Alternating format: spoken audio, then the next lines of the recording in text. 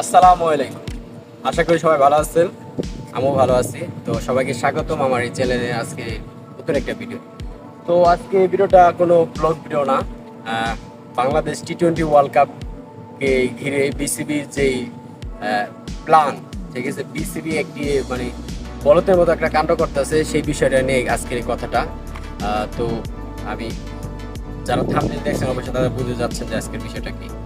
তো এখন কিন্তু বিসিবি বর্তমানে টি-20 ওয়ার্ল্ড কাপের বাংলাদেশ স্কোয়াড ঘোষণা করবো এটা নিয়ে মানে খুব মানে পায়তারা শুরু করছে।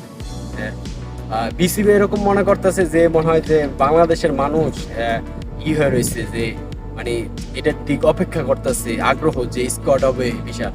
না, তাহলে বিসিবি সকল মানে সম্পূর্ণ বলদের মতো কাজ করবার লাগছে। তো বিসিবি মনে করবার লাগছে তো এই ব্যাপারটা